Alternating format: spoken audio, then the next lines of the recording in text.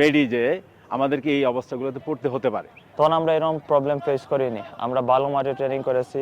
জি, astroturf definitely astroturf আপনারা জানেন অ্যাস্ট্রোটার্ফে এই সমস্যাগুলো থাকে, ইনজুরির সমস্যা থাকে এবং মাসল ক্র্যাম্প করার সময় মানে ইনজুরির ব্যাপারগুলো থাকে। বাট আমরা অ্যাকচুয়ালি টোটাল টিম কিন্তু আমরা আগের থেকেই টিমকে বলে আসছি যে এই সমস্যাগুলো হতে পারে। সো আমাদেরকে এই অবস্থাগুলো অ্যাডাপ্ট করতে হচ্ছে এবং প্লেয়াররা সবাই মেন্টালি রেডি যে আমাদেরকে এই অবস্থাগুলোতে পড়তে হতে পারে।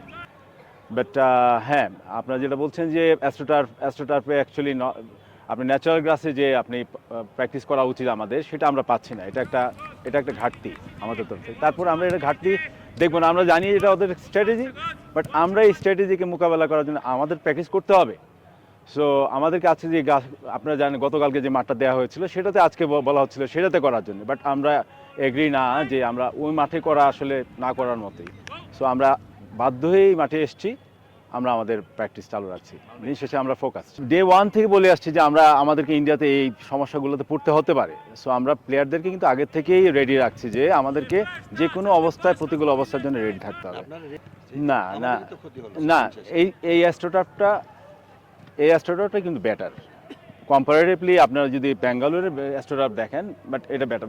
বাট আমরা অ্যাকচুয়ালি চাচ্ছি না যে এই অ্যাস্ট্রোটার্ফে ট্রেনিং করতে, আমরা চাচ্ছিলাম যে ন্যাচারাল গ্রাসেই করি। বাট তাদের সীমাবদ্ধতা বা তারা দেয়নি, এটা তাদের ব্যাপার। বাট আমরা এগুলো আসলে ফোকাস করছি না, আমাদের ট্রেনিং করা দরকার, আমরা ট্রেনিং করতে এসেছি।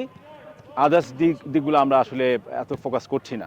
হামজা আপনি দেখতে পাচ্ছেন যে হামজা মিশে গেছে টিমের সাথে। সো ও জানে যে ওর নিজস্ব একটা দায়িত্ব তো বোধ রয়ে গেছে দেশের জন্য এবং দলের জন্য এবং টিমমেটদের সাথে তার এবং কোচিং স্টাফের সাথে ডে ওয়ান থেকে সে উজ্জীবিত এবং সে নিজ থেকে সবাইকে ইন্সপায়ার করছে। অনেক ভালো এখান থেকে না, আমরা শুরু থেকে যে সৌদি ক্যাম্প থেকে এখন পর্যন্ত আমাদের প্রস্তুতি অনেক ভালো। এই জায়গায় এসে গতকাল আমরা একটু প্র্যাকটিস করেছি, তো ওয়েদার একটু ঠান্ডা আছে, তো সৌদিতে এই ওয়েদারই আমরা ছিলাম।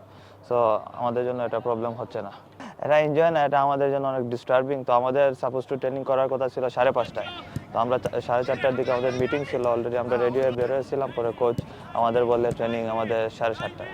সো এটা আমাদের একটু প্রবলেম হচ্ছে প্লেয়ারদের, কারণ আমাদের যে প্রিপারেশন টাইমে প্র্যাকটিসে যাওয়ার কথা ওই টাইমে আমরা যেতে পারছি না। সো আমরা প্রফেশনাল প্লেয়ার, এটা আমাদের অ্যাডজাস্ট করতে হবে এটার সাথে।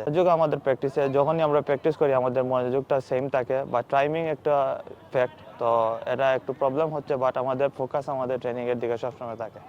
এটা অবশ্যই আমাদের জন্য এটা ভালো না, বাট আমাদের ঘাসের মাঠে ট্রেনিং করলে ভালো হতো। আর আমরা জানি এরকম প্রবলেম ফেস করবো আমরা এই জায়গায় এসে, সো আমাদের মেন্টালি এভাবে আমরা প্রিপেয়ার্ড হয়ে আছি, তো আমাদের জন্য এটা সমস্যা না।